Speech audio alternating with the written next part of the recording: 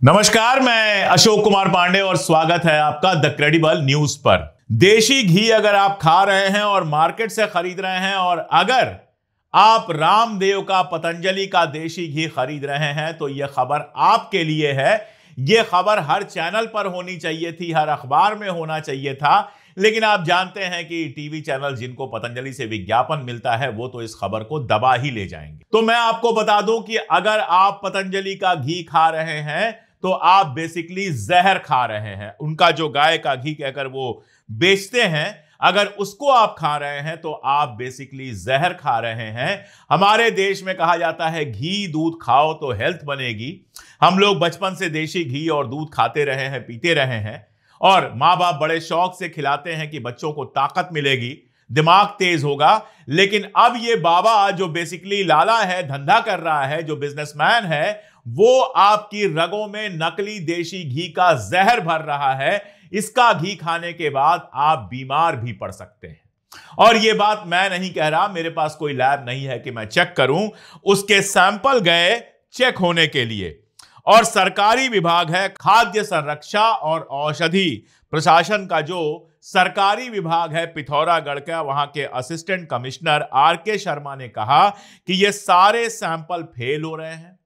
ये एक भी सैंपल सही नहीं है। ये घी के नाम पर जहर है और ये खाने लायक नहीं है। अगर किसी ने खाया तो बीमार पड़ सकता है, उसको अलग अलग तरह की बीमारी हो सकती है। यानी उत्तराखंड सरकार क्या डिपार्टमेंट कह रहा है, वो उत्तराखंड जहां भारतीय जनता पार्टी की सरकार है, जिसके रामदेव बहुत करीब हैं, वो कह रहा है कि रामदेव का घी अगर खाया तो बीमार पड़ सकते हो। इसलिए इस बात को कागज कलम लेकर नोट कर लीजिए, अपने ट्विटर हैंडल, फेसबुक, हर जगह इस वीडियो को पहुंचाइए और लोगों को बताइए कि रामदेव का घी खाना आपको बीमार कर सकता है। रामदेव घी के नाम पर फ्रॉड कर रहा है। रामदेव नकली घी बेच रहा है जिसको खाकर आपके बच्चे बीमार पड़ सकते हैं। रामदेव ने अपना पूरा धंधा जमाया सरकारों के साथ सेटिंग करके। बात करता था योग की और उसके बाद मैगी तक बनाने लगा, शरबत तक बनाने लगा। और लोगों का यह कहना है कि रामदेव के पास गाय की या भैंस की कोई डेयरी नहीं है, कहीं वो गोपालन या भैंसों का पालन नहीं करता है। कोई उसने ऐसा फार्म नहीं बनाया है जहां गाय और भैंस रहते हो। तो अगर गाय भैंस उसके पास है नहीं तो दूध कहां से आता है और घी कहां से बनता है? बहुत साफ है कि कहीं और से घी लिया जाता है, अपनी पैकिंग की जाती है और आपको धर्म के नाम पर ठेल दिया जाता है, खिलाया जाता है। हमारे एक दोस्त थे, अब नहीं है दुनिया में, काफी पहले की बात है। उनकी माताजी अचानक इनकी भक्त बन गई और पतंजलि का स्टोर वगैरह सब खोलना शुरू किया। जब मैंने बात किया तो पता यह चला कि उनको इन प्रोडक्ट्स के बारे में कुछ नहीं पता है। उनको सिर्फ यह पता है कि रामदेव हैं और रामदेव हिंदू धर्म के बड़े संरक्षक हैं। तो जो कर रहे होंगे वो ठीक ही कर रहे होंगे, मोदी जी जो कर रहे होंगे वो ठीक कर रहे होंगे, श्री श्री पता नहीं क्या नाम है उनका, वो कुछ कर रहे होंगे, वो भी ठीक ही कर रहे होंगे। और रामदेव अगर लाला रामदेव बन के सामान बेचने लगे तो आप मान लेते हैं कि चूंकि अपने आप को ये संत कहते हैं, साधु कहते हैं, इसलिए ये ठीक ही कर रहे होंगे। लेकिन याद रखिए, ये लोग साधु संत नहीं है, ये लोग धंधेबाज हैं, ये लोग पार्टियों के एजेंट हैं। मैं आपको एक बयान दिखाता हूं धीरेन्द्र शास्त्री का, फिर लौटेंगे रामदेव पर। कल ये बयान मैंने देखा, मुझे बहुत जोर से गुस्सा आया। कहना है हिंदू 4 बच्चे क्यों नहीं पैदा करते हैं? तुम नहीं हिंदू हो, जवान लड़के हो, शादी करो, 4 बच्चे पैदा करो, 4 नहीं 40 पैदा करो। कौन रोक रहा है तुमको? तुम और तुम्हारी पत्नी मिलकर 40 बच्चे पैदा करें, फिर देखो पत्नी की क्या हालत होती है और तुम्हारी क्या हालत होती है। मेरे सैकड़ों मुस्लिम दोस्त हैं, हजारों हिंदू दोस्त हैं, जो पढ़े लिखे हैं, जिनका घर ठीक ठाक है, जिनको संस्कार मिले हैं। किसी के 2-3 से ज्यादा बच्चे नहीं है, ज्यादातर के 1-2 या हद से हद 3 बच्चे हो गए, इससे ज्यादा किसी के बच्चे नहीं है। लेकिन ये बाबा जो बेसिकली बाबा नहीं है, जो भारतीय जनता पार्टी के एजेंट हैं, जो भारतीय जनता पार्टी के रहमो करम पे पल रहे हैं, ये लगातार ये इमेज बनाने की कोशिश करते हैं कि मुसलमान तो बहुत बच्चे पैदा कर रहे हैं, हिंदू बच्चा पैदा करें। गांव में जाके देखो, आप गरीबों में जाके देखो, हिंदुओं के भी आपको बहुत बच्चे मिलेंगे। अपनी 4 पीढ़ी, 3 पीढ़ी, 2 पीढ़ी पीछे जाके देखो, आपके 2 बच्चे होंगे, आपके पिताजी के 3 बच्चे होंगे या 2 बच्चे होंगे, और उससे पीछे जाओगे तो हो सकता है आपके दादाजी के 8 बच्चे हुए हों, 10 बच्चे हुए हों। जैसे जैसे समाज विकसित करता है ये चीजें कंट्रोल होती हैं, लेकिन इनको धर्म का सहारा लेकर अपना धंधा बढ़ाना है। खुद शादी भी नहीं करनी है, खुद बच्चे भी पैदा नहीं करना है। कभी सोचिए जो महिला 5 बच्चे 8 बच्चे पैदा करेगी उसके शरीर की हालत क्या होगी, और वो जिंदगी में बच्चे पैदा करने के अलावा और क्या कर पाएगी। एक बच्चे में एक महिला का जिंदगी का 4-5 साल बर्बाद हो जाता है, वो कुछ और नहीं कर पाती है बच्चे का ध्यान देने की जगह। खैर, लौटते हैं रामदेव पर। तो रामदेव, बिजनेसमैन रामदेव, धंधेबाज रामदेव का घी सैंपल फेल हुआ है, उसका घी जहरीला पाया गया है, और यह कोई पहली बार नहीं है। अगर इस जांच की आप बात करें तो असिस्टेंट कमिश्नर आर.के. शर्मा बताते हैं कि इनकी टीम जो है वो दिलीप जैन के नेतृत्व में गई थी, जो टीम के ऑफिसर हैं, और रूटीन चेकिंग के दौरान 20 अक्टूबर 2020 को पिथौरागढ़ के कासनी नाम की जगह पर करण जनरल स्टोर है, वहां से इन्होंने पतंजलि गाय के घी, पतंजलि का जो गाय का घी है उसका नमूना सैंपल लिया। इस सैंपल को राज्य सरकार की जो प्रयोगशाला है, जो लैबोरेटरी है रुद्रपुर की, वहां भेजा गया।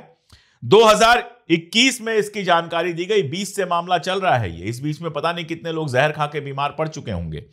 21 में इसकी जानकारी दी गई, लेकिन कंपनी की तरफ से कोई जवाब नहीं आया, क्योंकि रामदेव इस अहंकार में रहता है कि मेरी तो मोदी जी से बड़ी अच्छी दोस्ती है, मेरा कोई क्या बिगाड़ सकता है। 15 अक्टूबर को कंपनी ने जवाब दिया और कहा कि इसकी दोबारा जांच की जाए। इसके लिए पतंजलि ने 5,000 रुपए की फीस दी। उसके बाद अधिकारियों की एक टीम 16 अक्टूबर 2021 को नमूनों की जांच करने के लिए गाजियाबाद की लेबोरेटरी में पहुंची। जब दोबारा जांच किया गया, उसमें भी घी स्टैंडर्ड्स के मुताबिक नहीं निकला, घी खराब निकला। उसकी स्टडी की गई। 17 फरवरी 2022 को कोर्ट के सामने रखा गया और पतंजलि को नोटिस दी गई। इस मामले में जो दिलीप जैन साहब थे, उन्होंने कोर्ट को सबूत दिया। कोर्ट ने 1348 दिन बाद गुरुवार को अपना फैसला सुनाया है और पतंजलि आयुर्वेद लिमिटेड को 1 लाख रुपए, ब्रह्म एजेंसी जो डिस्ट्रीब्यूटर था 25,000 रुपए और करण जनरल स्टोर पर 15,000 का जुर्माना लगाया गया। मैं ये पूछ रहा हूं कि पतंजलि को घी बनाने से रोक क्यों नहीं दिया गया है? पतंजलि की कंपनी पर आपने सिर्फ 1 लाख रुपए का जुर्माना लगाया है। 1 लाख का जुर्माना उस अरबपति बाबा के लिए क्या माने रखता है? या तो आप 25, 50, 100 करोड़ का उसके ऊपर जुर्माना लगाते, और या फिर देशी घी बनाने से उसको रोक देते कि तुम गाय का घी बना ही नहीं सकते हो। जो उसके गाय के घी का ब्रांड है उसको ब्लैक लिस्टेड कर देते और आदेश जारी करते कि सारी दुकानों से तुरंत के तुरंत ये सारा सामान हटाया जाए। ये लाख रुपए का जुर्माना तो किसी काम नहीं आएगा। इस जुर्माने के बावजूद पतंजलि अपना घी बेचता रहेगा और वैसा ही सड़ा हुआ घी बेचता रहेगा, और लोग धर्म के नाम पर घी खाकर बीमार पड़ते रहेंगे।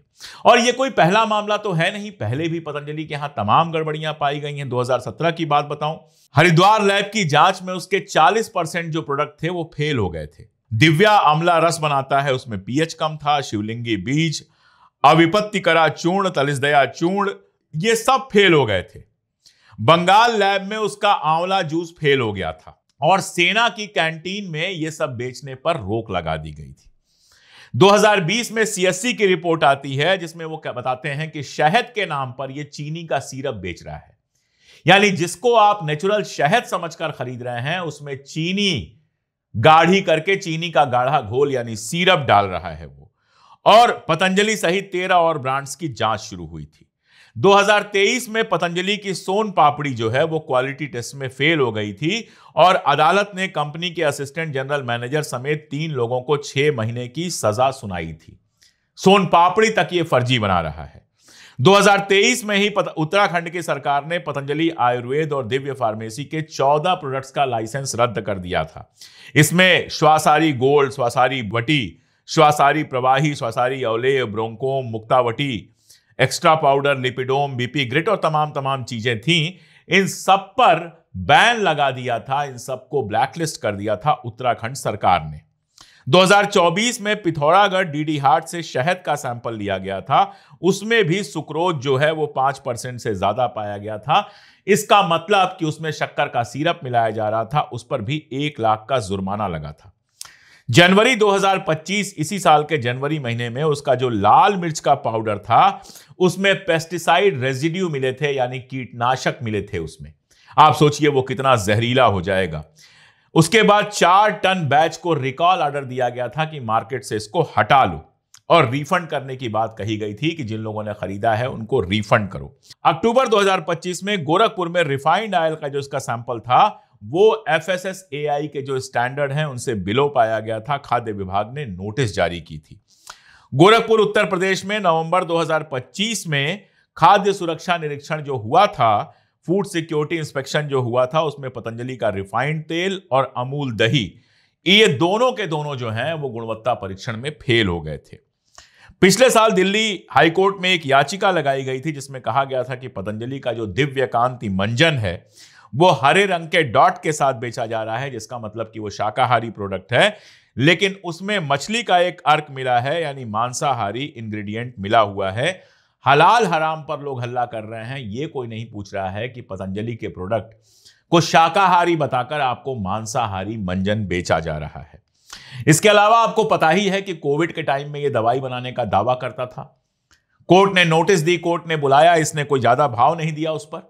फिर कोर्ट ने 1 करोड़ जुर्माने की चेतावनी दी थी, विज्ञापन बंद कराने का आदेश दिया था, और उसके बाद यह कोर्ट में खड़ा होकर गिड़गिड़ा रहा था। अभी हाल में इसने शरबत बनाया था और एक दूसरी कंपनी रूअफ़ज़ा के शरबत के बारे में घटिया टिप्पणी कर रहा था कि मदरसे में पैसा जाता है, यहां पैसा जाता है। उस पर भी सुप्रीम कोर्ट की इसको फटकार लगी है।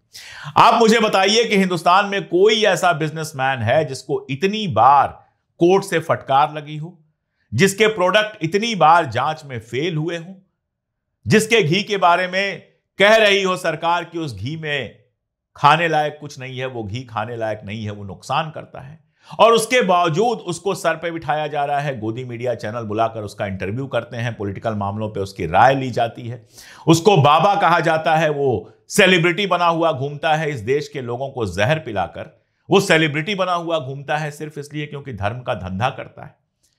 खैर, ये सब बातें तो होती रहेंगी, लेकिन अभी इतना याद रखिए कि अगर पतंजलि के प्रोडक्ट आप खरीदते हैं तो सावधान रहिए। जरा देख लीजिए वो स्टैंडर्ड पर हैं कि नहीं। घी के बारे में तो कोर्ट ने बता ही दिया, बाकी प्रोडक्ट्स के बारे में जिन पर कोर्ट में मामला गया उनके बारे में मैंने बता दिया। और ये सब देखने के बाद ये शंका होना तो बिल्कुल सहज है कि बाकी प्रोडक्ट भी ऐसे ही चौपट तो नहीं है। इतनी सी बात मुझे करनी थी। बाजार में जाइए तो क्वालिटी देखिए, धर्म नहीं।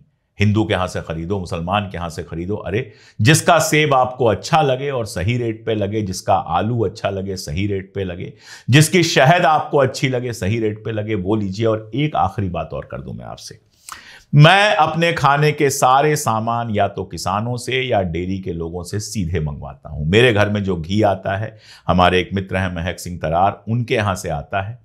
जब मुझे जरूरत होती है 10 दिन 15 दिन पहले मैं उनको बोल देता हूं, वो अपनी डेयरी से शुद्ध घी निकलवा के मेरे घर पहुंचाते हैं। हल्दी मैं खड़ी खरीदता हूं और पिसवाता हूं, या फिर मैं जाता हूं उड़ीसा का जो स्टोर है दिल्ली में, वहां से खरीदता हूं, क्योंकि कंधमाल की हल्दी बहुत शानदार होती है। मसाले में सीधे जीरा खरीदता हूं और उसको पीस लेता हूं। खड़ा धनिया खरीदता हूं, उसको पीसता हूं। आटा मैं आटा चक्की वाले से खरीदता हूं। ये मैं क्यों बता रहा हूं? क्योंकि ये जितना पैकिंग करके, पैकिंग के नाम पर आपको लगता है कि बड़ी अच्छी चीज मिल रही है, आप नहीं जानते हैं कि पैक में आपको क्या खिलाया जा रहा है। धनिया के पाउडर में क्या मिलाया जा रहा है, मिर्च के पाउडर में क्या मिलाया जा रहा है, आप नहीं जानते हैं। जो गेहूं आप बाजार से जो आटा खरीद रहे हैं उसमें कितना कीटनाशक है, आप नहीं जानते हैं। तो बेहतर हो कि अपने आसपास दूध वाले से, डेयरी वाले से, अपने जानने वालों से और सीधे किसानों से खरीदिए। पैसा उनके पॉकेट में जाए। ये सस्ता सामान किसानों से खरीदते हैं, पैकेजिंग करके आपको 3 गुने दाम 2 गुने दाम पे बेचते हैं। किसान को कुछ नहीं मिलता है और ऐसे बिजनेसमैन लाल होते जाते हैं। सीधे किसान से खरीदिए, सीधे डेयरी से खरीदिए। अपना भी ध्यान रखिए, किसानों का भी ध्यान रखिए और अपने परिवार के स्वास्थ्य का ध्यान रखिए। धर्म और पैकेजिंग और इस तरह के नॉनसेंस में मत पड़िए। ये सिर्फ और सिर्फ आपकी जेब खाली कराने और आपको बीमार, बहुत बीमार कर देने की साजिश नजर आती है। आज के लिए इतना ही। बहुत शुक्रिया।